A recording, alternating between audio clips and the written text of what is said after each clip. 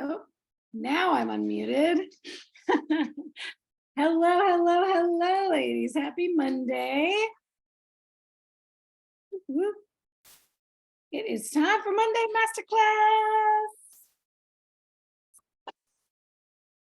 Coach Bronson's in there finishing the chili I made the other night. I made really awesome chili. I can't make meal prep around here because this man will eat like 3 pounds in like 2 days or 1 day. The pasta sauce didn't stand a chance. Lasagna lasted 2 days. I made Maria Emmerich's lasagna, and that lasted what? 2 days. Literally 2 days, y'all. A whole pan. So It was good. this man can eat. I appreciate that you like me. I appreciate that he likes my cooking. So that makes me feel good. That's like a feather in the cap confidence over here. All right. Christine said, I made it. You have another meeting. No worries. Hang on as long as you can. Dip out. Feel free. I have a great little group here on Zoom tonight. I love it. Let's also see who's on the group in the Facebook live stream.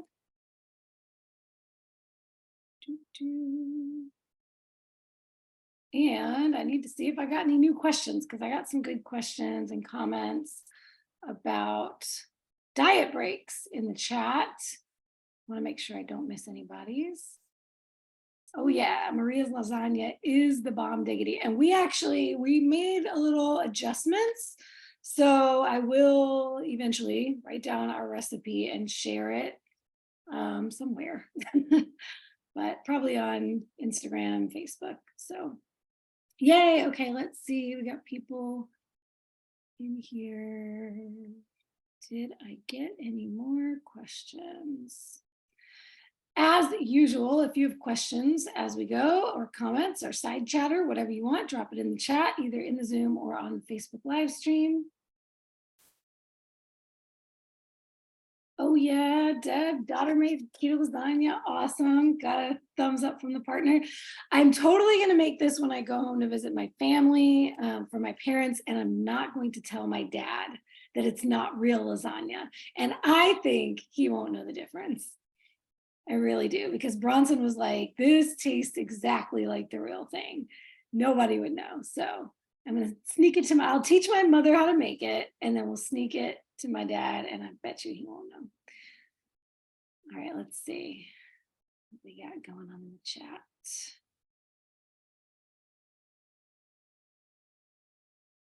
Okay, diet break. How to go back. Okay, I think I got all of these questions, not knowing what time to do one, when it's time to do one. I'll definitely cover that. Cool. Okay. Got all the questions. Dive into the group. Find the live there.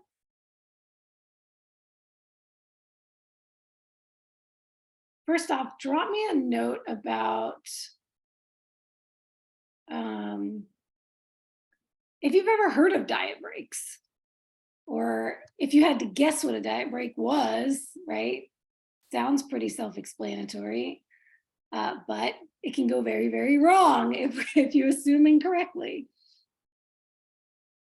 Yeah, okay, Christine, exactly what I was getting at. I'm so glad you said that.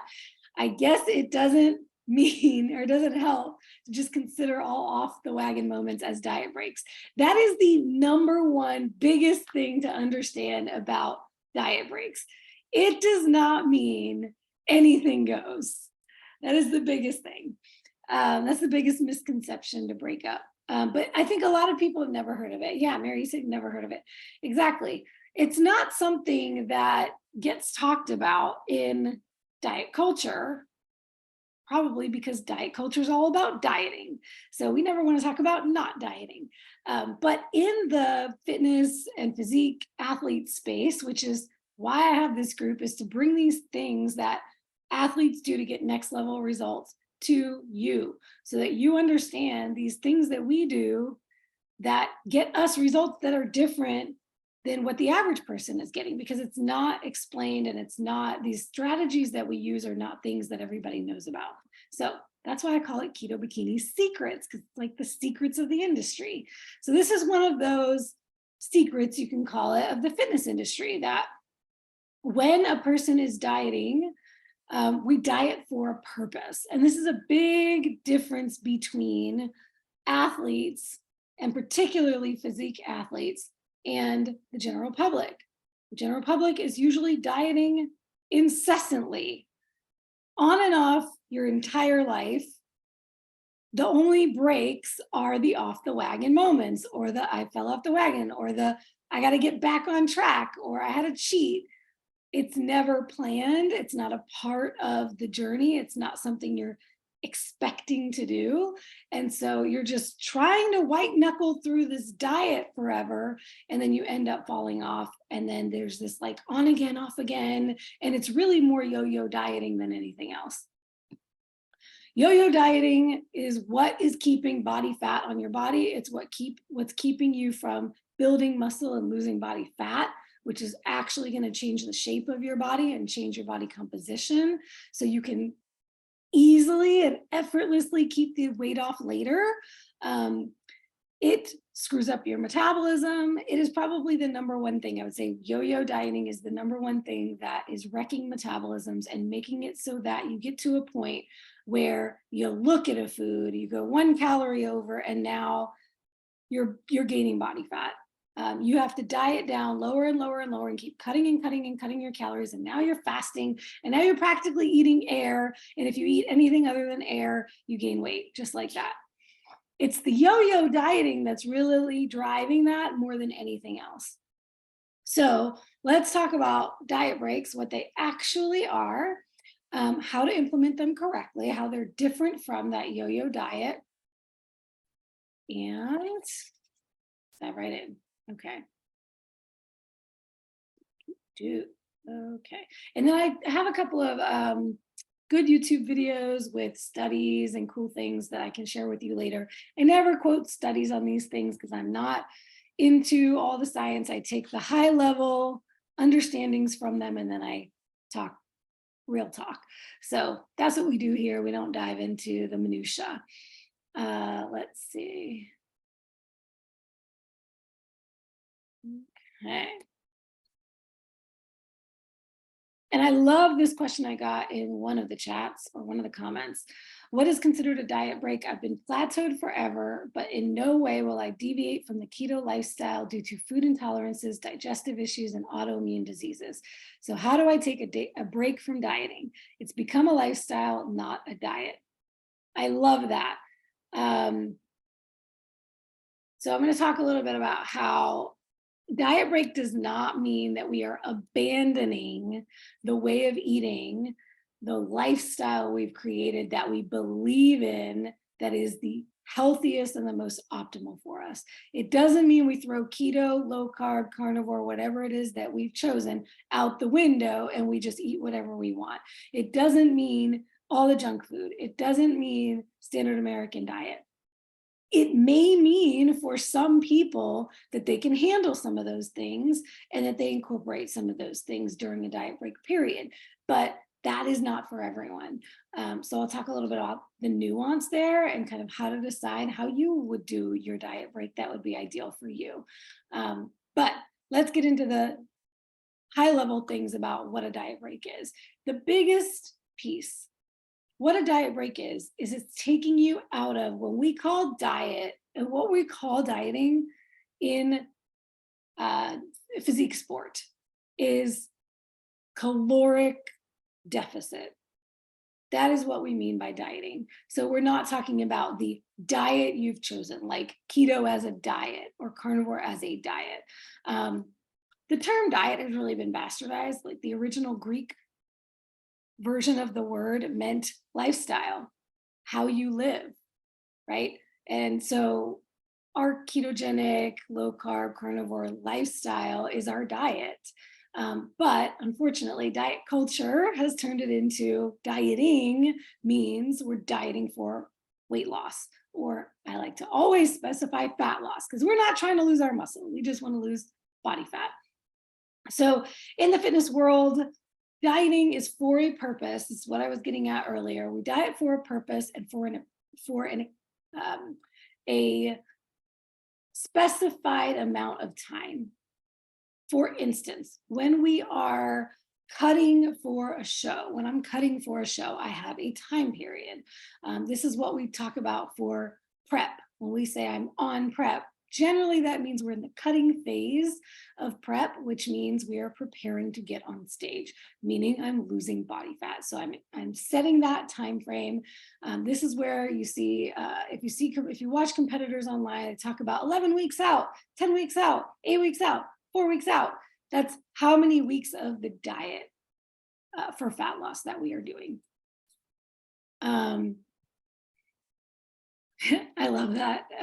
Fat release, not lost. Don't want to find it again.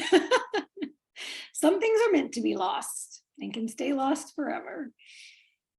So the diet break is breaking from the deficit.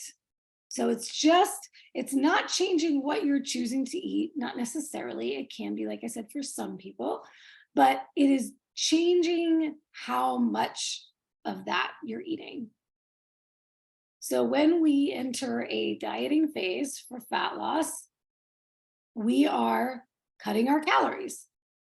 That's what we do in Physique Land. We cut our calories. So when I'm on and I've instituted diet breaks throughout, really, when I look back at my competing journey, ever since I started, maybe my very first prep, I was super, super strict the whole 16 weeks because it was my first time and I wanted to get everything right. But ever since then, I've always instituted diet breaks, sometimes very structured and expected and planned in advance. And other times, because I went on vacation in the middle of my prep and it was like, you know what, I'm still X number of weeks out. I can loosen up a little bit while I'm traveling and I'll get home, and I may have maintained during that time. So I didn't lose that pound or 2 pounds or however much I wanted to during that time, but then I pick right back up and I keep going with my deficit. So that's essentially what we do in Physique Land. I don't do it a lot of the time with my clients in a structured way because most of the time they're taking their own diet breaks unintentionally. It's like, oh, this happened, or oh, these friends came in town, or oh, I went out to eat and I didn't track, or things like that will happen along the journey together. My private clients work with me for 6 months, so that's an extended period of time. Not everybody is in a deficit that entire time. Sometimes we're doing reverse diets, sometimes we're in a build phase. But many of my clients who have a lot to lose, the whole 6 months will be a fat loss phase.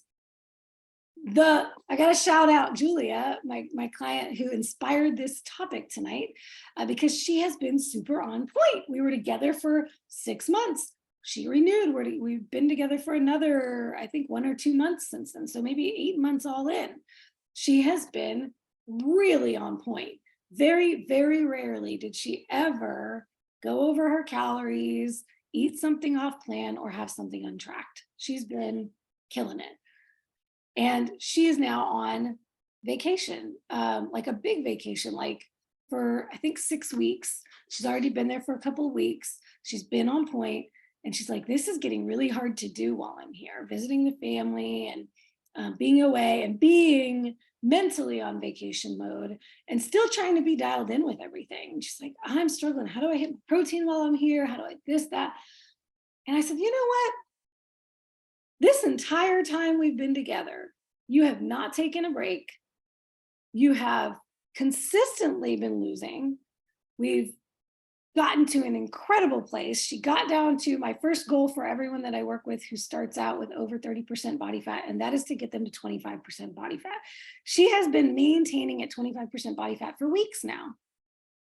I said, you've proven that you can do this and that you can maintain. Guess what? I have a gift for you. Take a diet break for the next week. And I sent her all the notes on how to do it. And I was like, she's probably going to be like, what do you mean? But that it's a perfect example of when you do the things, this is something that you can look forward to. And so if you're doing this on your own without a coach, it's a really great, almost more for any other reason. The best reason to do a diet break is for that psychological side of it. There's new study. There were older studies that proved that, or at least said that they could prove that taking these diet breaks along the way actually led to better fat loss maintenance over time, so less gain afterwards, improved metabolic rate, so their metabolism did not downregulate, which if you've watched my other masterclasses, I talk a lot about that, about how our metabolism downregulates and essentially slows down the longer we're in a deficit. This is why I don't encourage fasting or these OMADs or really, really low calories. And that it preserved lean mass more. Newer studies have come out to show that that's not necessarily the case. They've done different types of these experiments. But one thing that has held true is this concept of less likely to binge, essentially, less likely to go off the rails, binge, rebound afterwards. And it's more of the psychological because of there's this release of not necessarily feeling like you're on a diet as much when you have these breaks built in. So it's a great psychological tool to use in your tool bank. If you're like, you know what, I'm gonna diet, I'm gonna be in this deficit for 4 weeks, and then I'm gonna take a week break. Or I'm gonna be in this deficit for 6 weeks, and then I'm gonna take 2 weeks break. It really helps to know in the back of your mind, I don't have to be this low in calories forever. And that's usually a question I get a lot of the time. Do I have to do this forever? Am I going to be on these calories forever? No, that's not the goal. Oh yeah, fasting backfired on you, Christine. I get that. Hear that a lot.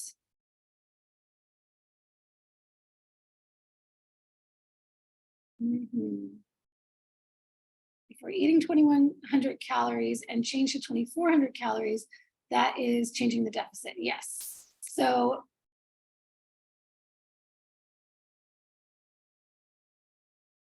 okay. Yes. So depending on where you're at with your particular maintenance level, which I always encourage for everyone, whether you're entering a long-term fat loss phase or a short-term, like we're getting ready to do the summer shred. That's a 6-week mini cut. That is a short duration, more intense, Mary's in, yes, more intense dieting period. This is part of it. Is I'm going to be the last week, we're actually together for 8 weeks. We're doing the shred part for 6 weeks. The last week is all about how to come out of it. And guess what? Diet breaks and reverse dieting are part of that process. That reminds me, I have another whole masterclass on reverse dieting. So that's something to check out. And one that I did on refeeds and how refeeds are different from cheat meals. These are all these advanced strategies that we use. So definitely check that out. Debbie recently asked in the group about where to find the masterclasses. So you can always search in the search bar of the group for any topic. And if I did a masterclass on it using those keywords, it'll pull up. Otherwise, tag me, make a post or DM me and say, hey, did you do a masterclass on XYZ? And if there's one in there and you can't find it, I will tag you where it is. All right, so a couple of different ways you can institute a diet break. Let's get into the how. The first way is less structured, so not as controlled. I'll talk about the controlled way to do it next, but the less structured way to do it, and this is the way that I instructed my client Julia to do it, is to actually not weigh and track and measure your food. So basically we're going from weighing and tracking and measuring and being dialed in on everything and tracking your body composition and taking your photos and your measurements and all of that consistently, taking a break from all of that. So really giving your mental space a break from all of this rigid structure and allowing yourself to eat intuitively. Now, there are so many caveats with this. So let's talk about the nuts and bolts. And I haven't been checking the Facebook to see if there are questions in the live feed. Okay, cool. So far, so good. All right, so here's my advice for a good diet break. If you are doing it the less structured way, if you're going the route of intuitive eating. First, do not stop your exercise activity. And I'll just say activity in general. Stay active. If you're already active, stay active. If you're already training, weight training, resistance training, keep doing your training. Or you may also be in a situation where I have a couple of other clients where I actually told them to go do something other than weight training. If you've been one of those people who've been super dialed in on both your diet and your training for so long and you're kind of getting burned out, I have some clients where I tell them to take a week and just do other activities that you enjoy and get out of the gym. Or I tell them to take a deload week, which is you can stay in the gym, but you don't have to do everything at max effort. You don't have to be going for that PR and trying to get more reps or trying to lift more weight. You can just go get it done and chill out a little bit. But I love to take training breaks from time to time where I'm a dancer. I was a dancer before I was a bodybuilder. And so I love dance, and it doesn't have a lot of room in my life right now, because when I'm training, whether I'm in the off season, which is really not an off season, it's a building season. So I have to be really structured then too, whether I'm doing that or whether I'm on a cut, my training is consistent. So from time to time, it's like, you know what? I'm just going to get out of the gym. I did that on the low carb cruise. The cruise ship was massive. I was getting double or triple my steps per day, just walking around and checking things out on the ship. So I would walk around in the morning and look at the sea and drink my coffee. And then we would go on these excursions. And so I was doing all these other activities. And one of my clients was on the cruise with me. A couple of my clients were on the cruise with me. And one in particular was in a very similar situation. I said, you don't feel like you have to get all of your structured training in while you're here. Go do other things you enjoy. So stay active, whatever that may look like, while you're doing your diet break. You may even ramp up the activity, but just in a different way than you normally do. So that's number one. Number two, while you are intuitive eating, for some people, and the caveat here is these are the people who are not choosing, well, no, let me actually back up. Number two is allow yourself occasional things or treats that you wouldn't normally eat, but not to the extreme. So you're not replacing meals with junk, but I'm talking about either keto treats, keto packaged things that you wouldn't normally eat. Like, for instance, Rebel ice cream. Let's take that as an example, right? I think Rebel is one of the keto ones. But one of those like keto ice creams that they sell in the stores, right? I almost never eat those. But if I was on a diet break and I was like, you know what? I want to have something special and unique, I might go do that. Or I might even do recipes like, okay, the keto lasagna, perfect example. I made that for Bronson. I don't do dairy, but it had a whole lot of dairy in it. I ate a piece. Like, that's an example of something where if you are committed to keto, particularly if you are doing it for reversing insulin resistance, type 2 diabetes, metabolic syndrome, obesity, food addictions, autoimmune conditions, or any other health condition that you are trying to manage with this diet, I'm not talking about going off of keto. Yes, that includes you, Mary. Yep.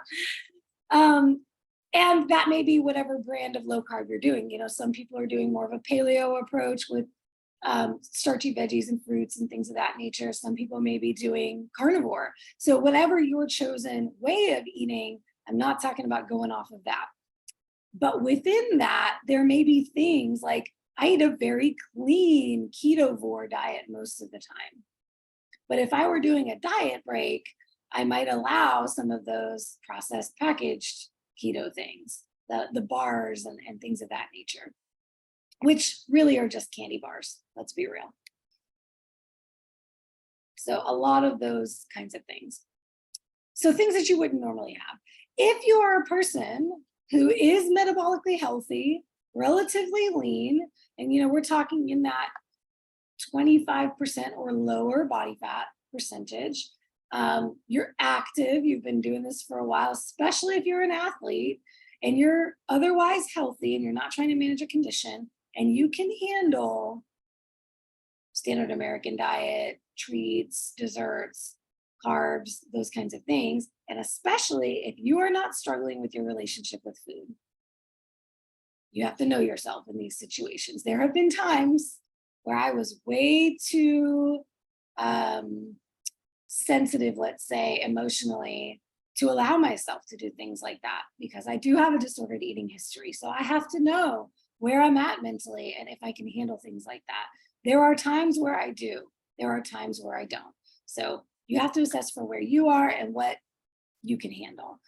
What's really kind of powerful for my clients who are really the most consistent are when they do something like that, they allow it, and then they learn very quickly, oh, my body didn't like that. So it can be a really great learning experience, especially if you've been on this for a while and you haven't tried anything in a while. Boy, is your body going to ring some alarm bells and teach you what it no longer wants. And this happens a lot for my ladies that I challenge to remove the dairy for a while. I just had a client try the yogurt again, and she was like, oh, wow, scale went up 2 pounds. Like, my body's feeling it. My gut, I can feel it in my gut. It's really, really powerful. So don't beat yourself up over those things, especially if you're building in these diet breaks. It can really release all of that mental clutter of the shame and the guilt a lot of the time that you feel when you think you cheated. So you can kind of eliminate that whole concept of cheating if you're like, you know what, I'm going to give myself a structured diet break or a looser diet break, as in what we're talking about here. So the next thing to consider as you're doing the intuitive eating way, number 3 is you still want to prioritize protein in your meals, but you don't have to weigh it out and make sure it's hitting your protein macro. So you're letting go of the weighing and the tracking and the measuring. But as you're composing meals or as you go out to dinner, if you're visiting family and whatnot, you look at what's there and you zero in on the protein first. You know that you still want to be having enough protein in your day. I will be honest, it is very unlikely that you're going to hit enough protein that you were eating when you were on your structured plan if you're not counting and weighing and tracking. But if you're eyeballing it and you go toward the steak, the chicken, the eggs, the fish, the shrimp, the things are high protein, and you make sure to eat those first. And then whatever else you're allowing yourself, you're going to fill up on the protein first, and you'll be much less likely to end up going off the rails on the other stuff. So keep your protein first. And going back to number 2, when I talked about the occasional treats, don't make that your now everyday thing. There have been times where I decided I want to have protein pancakes as a meal. Usually, if I ever make protein pancakes, they are on the side with my regular eggs and whatever meat I'm having for breakfast. So it's like a little extra. And I fit it into my regular macros, and it's not a diet break. It's just a part of the way I do things. That's pretty rare. That might be once or twice a month if I feel like it. But maybe if I'm like, you know what, I'm going to replace a meal with protein pancakes today. That's not going to become a daily thing. So it's not allowing the treats to now become more important than your regular meals. You still are thinking nutrition first. Okay. So now number 4 is, and the key here overall when you're doing intuitive eating is you're really going to pay attention to the way your body feels. So instead of thinking of a diet break like, now I can eat all I want as much as I want, the goal isn't to stuff yourself at your meals. The goal is to stop when you're comfortably satisfied. So I should add this as another number, but slow down your eating. Chew your food well. This is a basic principle of nutritional therapy that before we even get into changing anybody's diet or recommending supplements, we talk about how you're eating. Slow it down to help your digestion. All right, let's make that number 4. That was 1, 2. Yeah, we're going to make that number 4. Eat slowly and mindfully. Yes, enjoy your food, savor it, savor every bite, especially on a diet break, because you're probably eating, the whole goal of a diet break is to eat more than you were eating on your diet. So that means you can probably fit things in that you couldn't fit in before. I have my ladies who were eating nothing but ribeye and all the fattiest types of meats. And then we started bringing the calories down. And they're like, oh, it's sad that now I can only eat half the ribeye and I've got to add shrimp to it. Or so on your diet break, yeah, you can have the whole ribeye. So enjoy that ribeye and slow down and savor every bite. Stop when satisfied. This is another way that prioritizing the protein first will help you get satisfied faster, so it doesn't become a free-for-all. Okay, if you're feeling extra inflamed, it's going to be from those foods you probably weren't eating before and the fact that you're just eating more. So your body has more to deal with. So maybe a little bit difficult. You may start to feel a little bloated, inflamed, get some things going on that you don't normally have. If this happens, don't freak out. Definitely don't get on the scale in that moment to see how much more you weigh.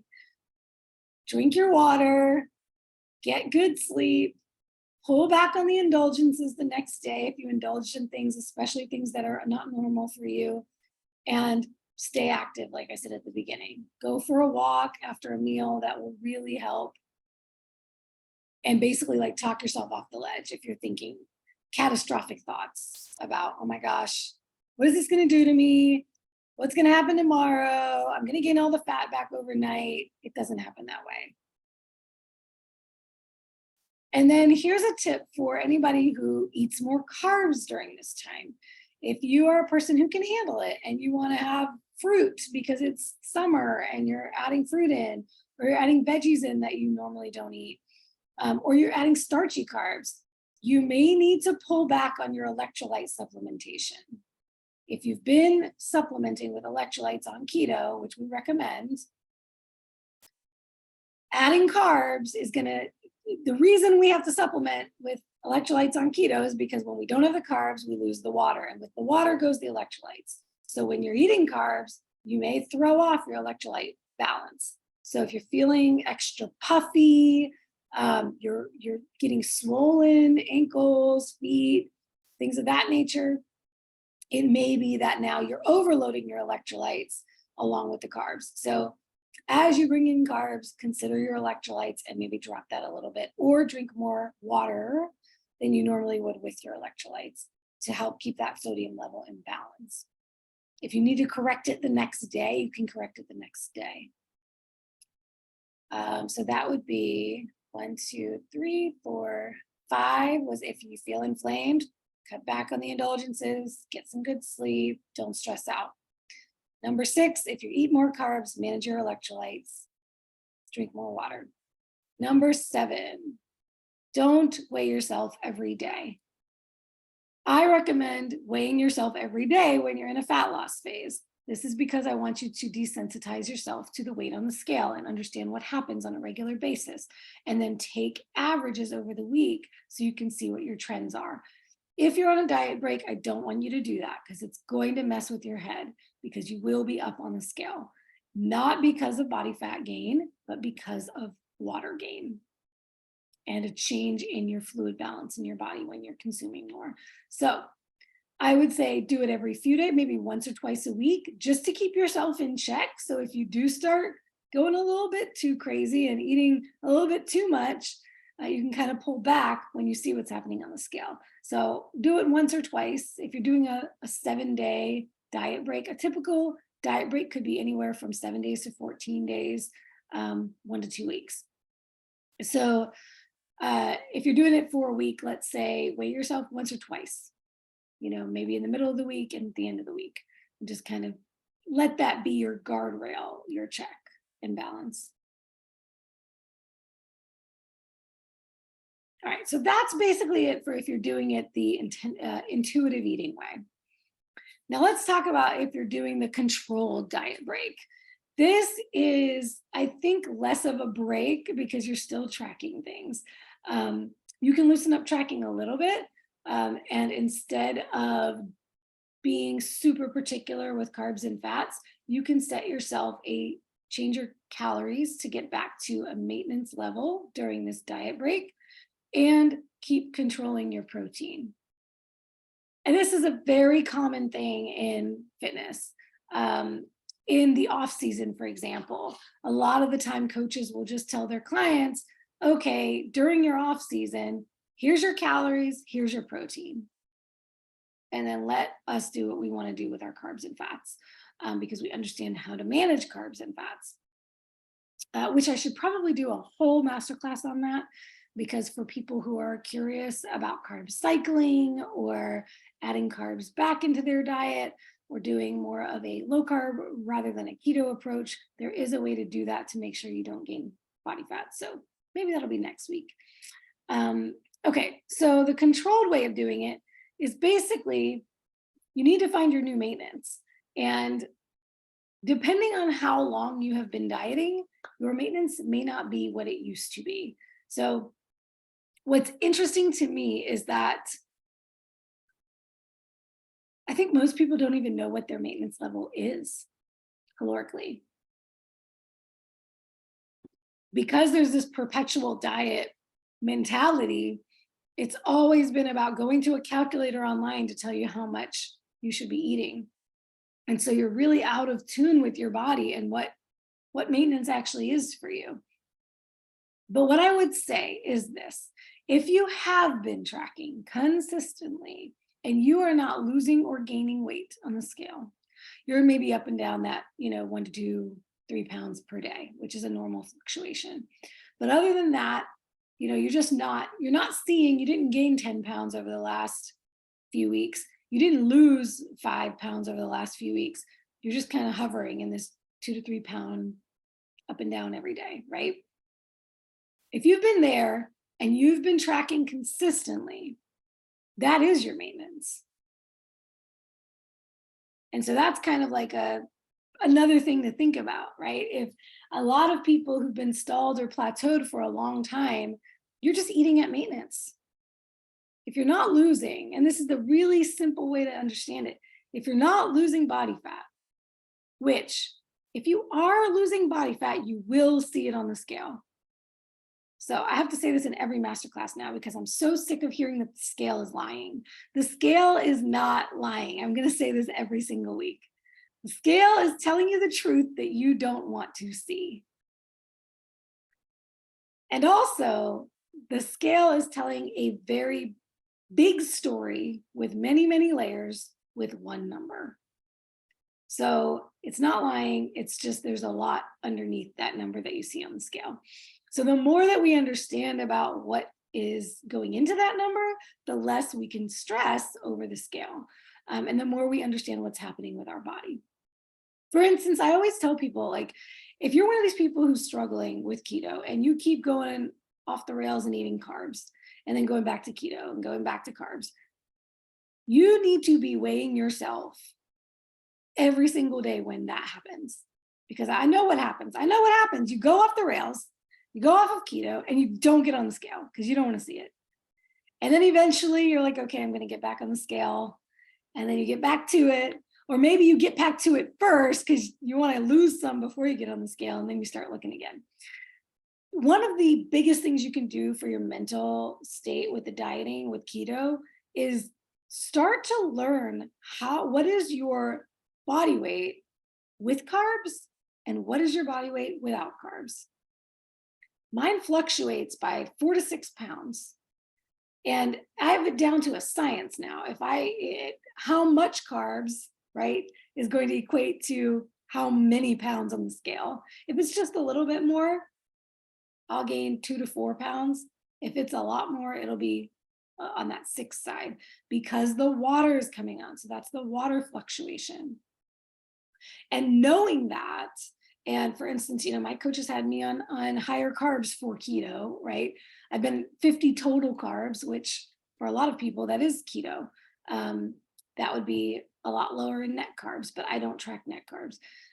But when I'm carnivore, mostly ketovore, it's more like less than 20 grams of carbs total per day.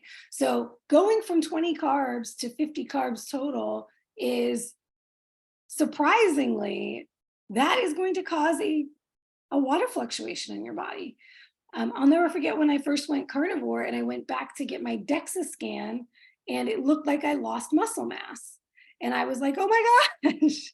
And the tech said, when I explained to him, oh, well, I went from keto to carnivore. He was like, oh, okay, I know what's going on here. That was water weight loss, and that comes out of your lean mass on the DEXA. So if you're tracking your body composition and you notice that when you drop carbs, whether you're going from higher carb to keto or going from keto to carnivore, yes, you're going to lose water weight in both of those scenarios. And it can even happen, Mary said, under 10 carbs. Yeah, it can even happen. Like if you were to go from 10 carbs to 20 carbs, it would show up. It's so fascinating how, like when I did Lion Diet and I was eating 0 carb, and then I went back to regular carnivore and it was more like 10 to 15 carbs a day, that made a difference on the scale. I mean, it's powerful knowledge to have about that water fluctuation.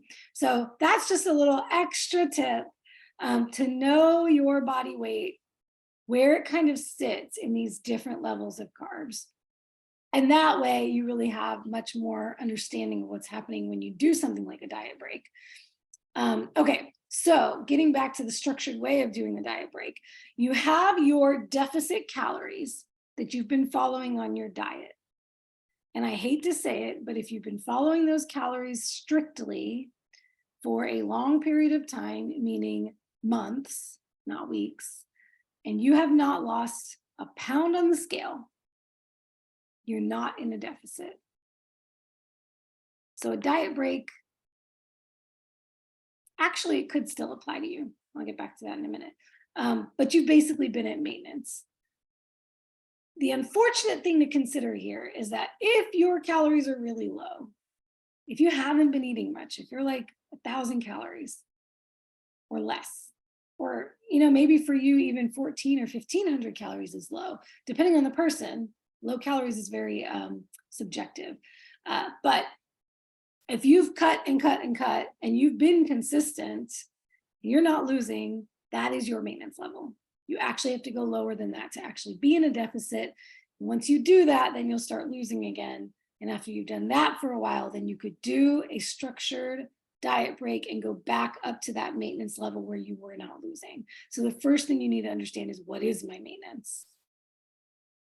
And so if you don't know, if you haven't been following something consistently for a while, then the first thing you want to do is just start tracking everything you're eating without changing anything.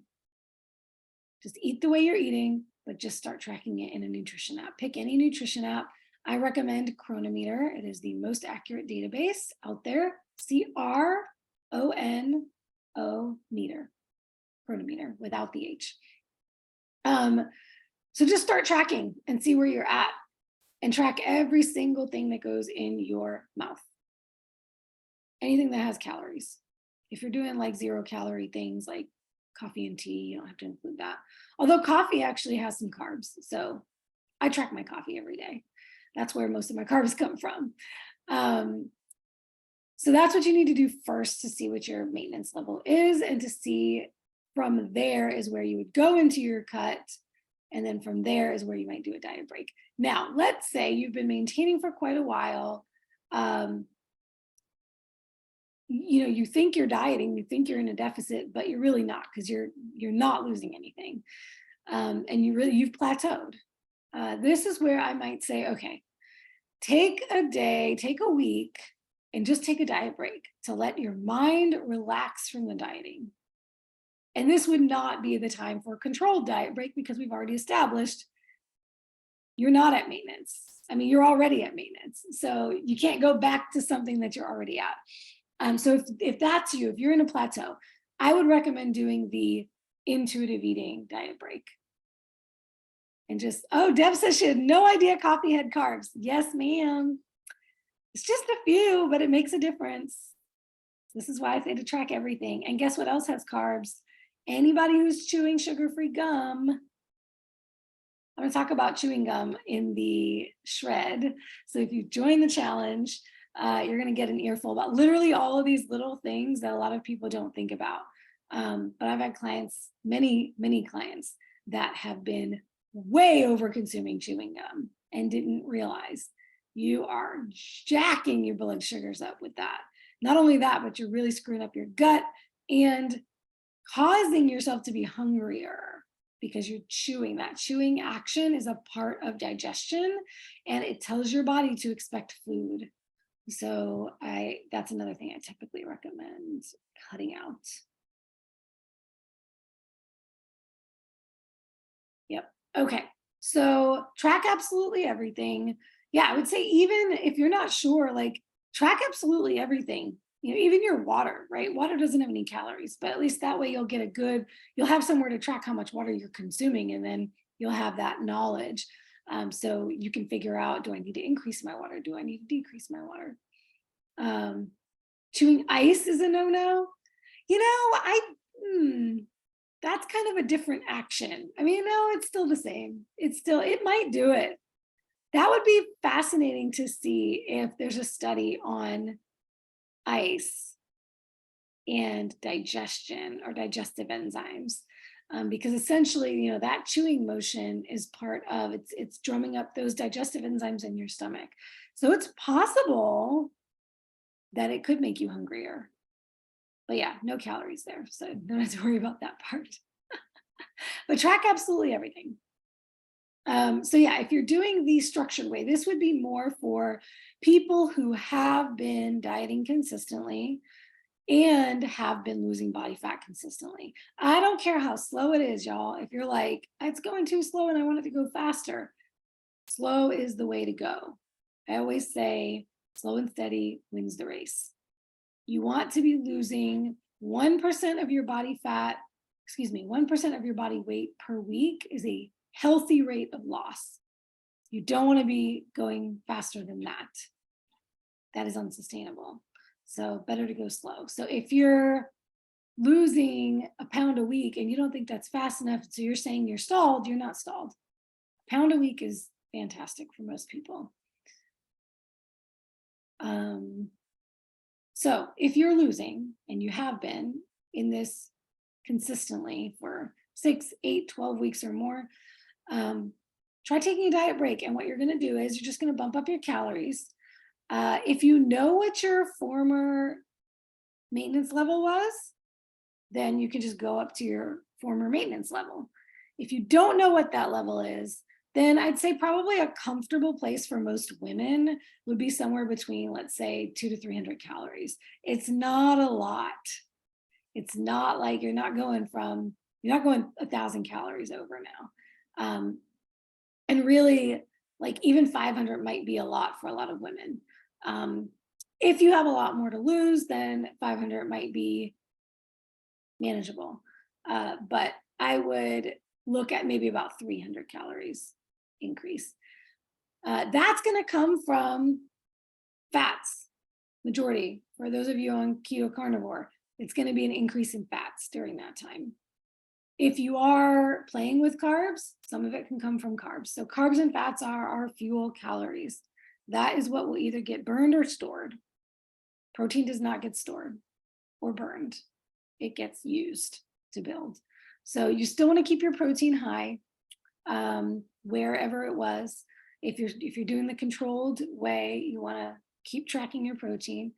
And you may be bringing some of your carbs up. If you're bringing your carbs up, you don't want to bring your fats up as high. So you're going to have to control the calories with those. Fats are double the calories of carbs. So if the short answer for managing carbs and fats together is for every 1 gram of fat, you get 2 grams of carbs. So you got to kind of trade off there and decide what's most important to you.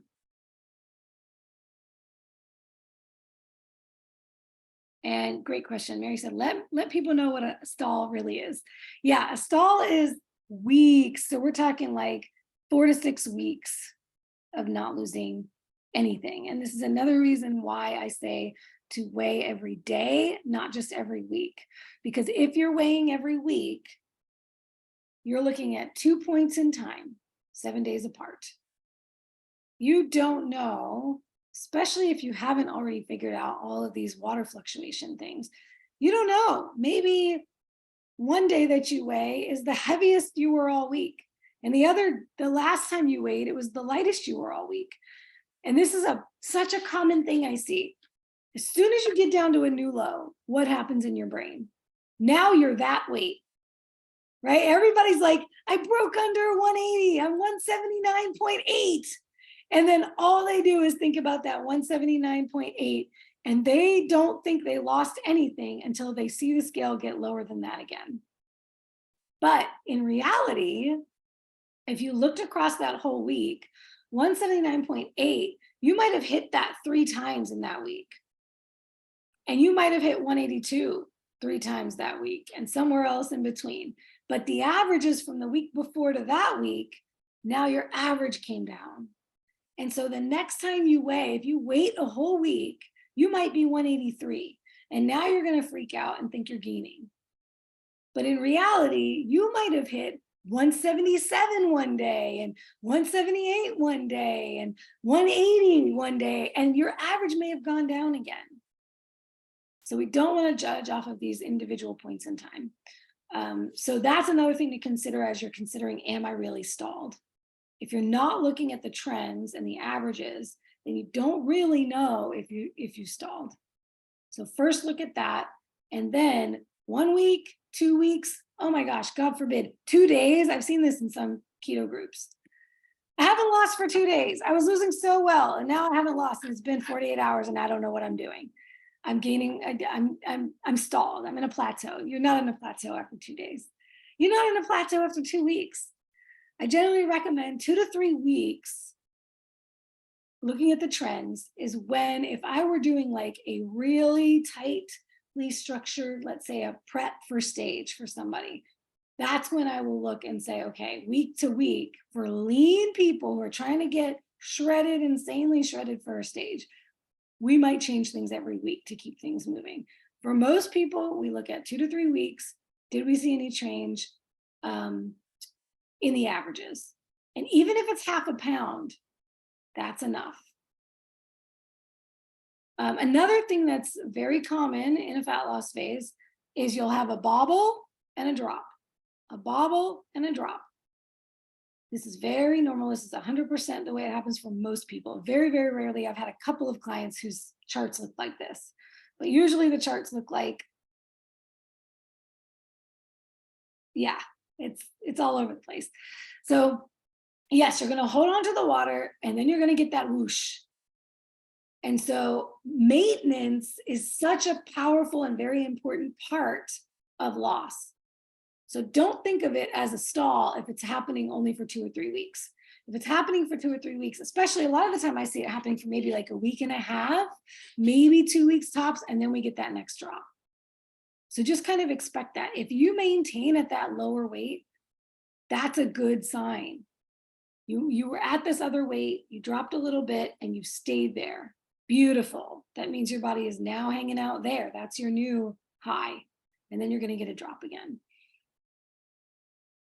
So yeah, so plateaus are more like months.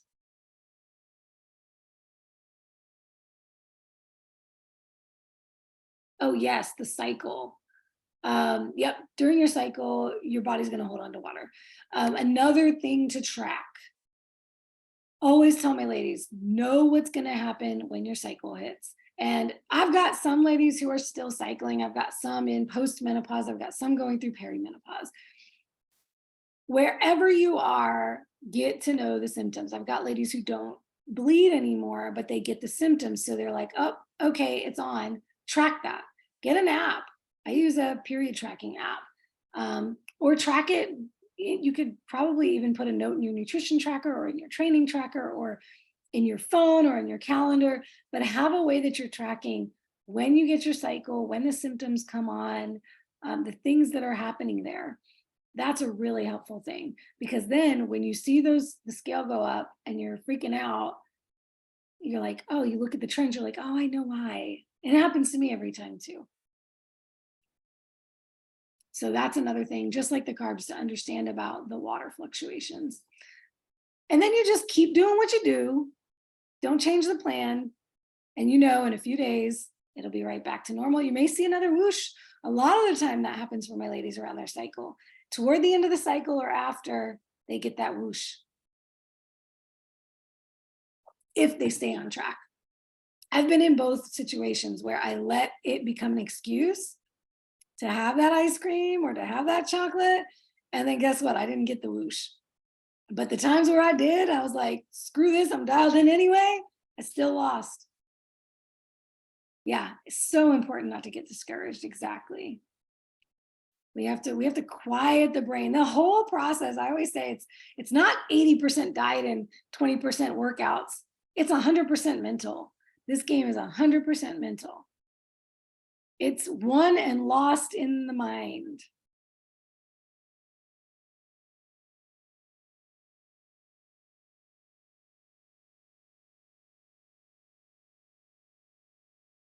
Yes, Whitney says, I totally seek out the InBody once a week at a local nutrition store that I can use for free.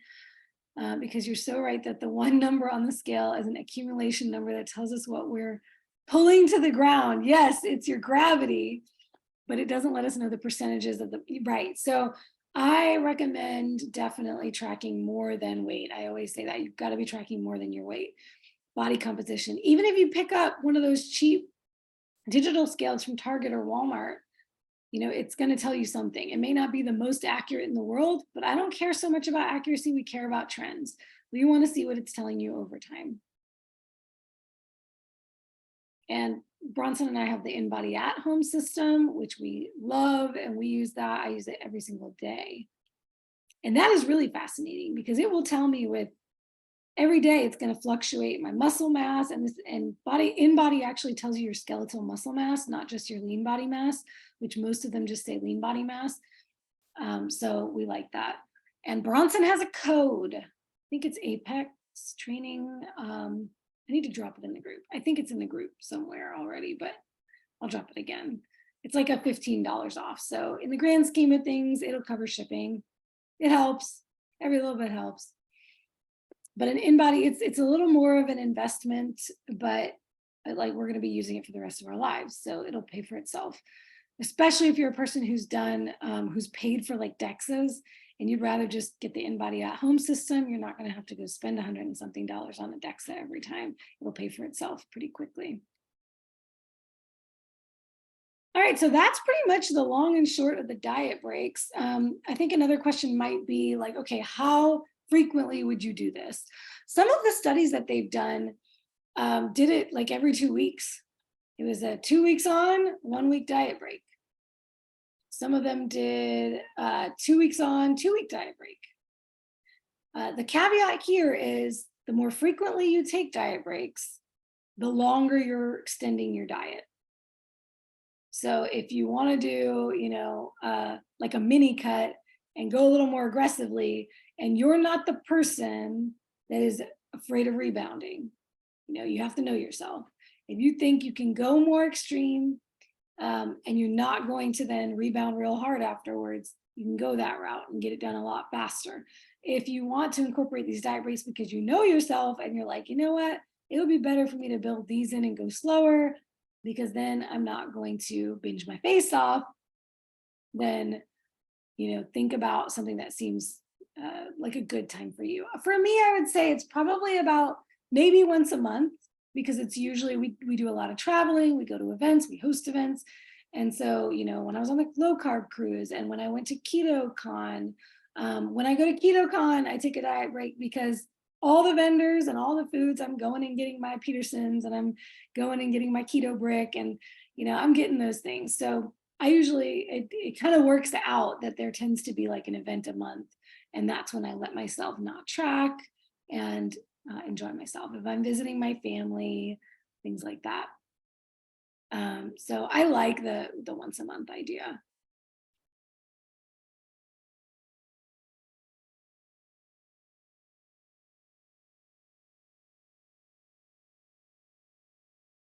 All right. Anybody have any other questions?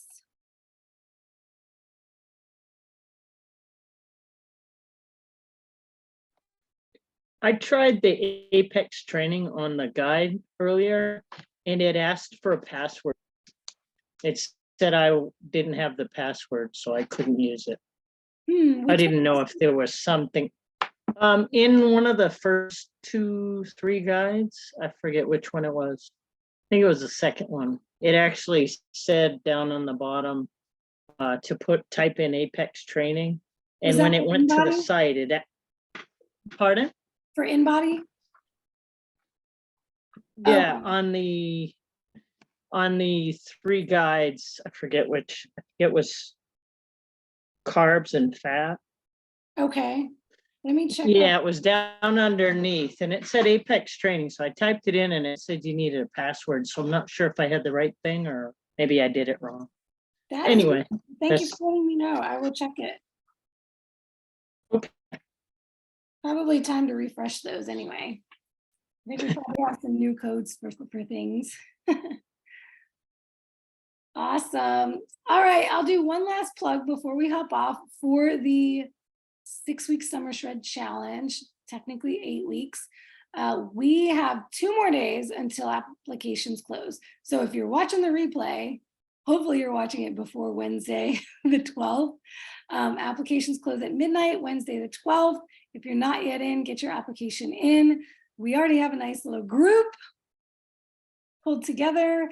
Welcome emails to those who have made the payment. We'll go out. Oh, it's getting kind of late tonight. So if not tonight, then tomorrow morning. So look out for that.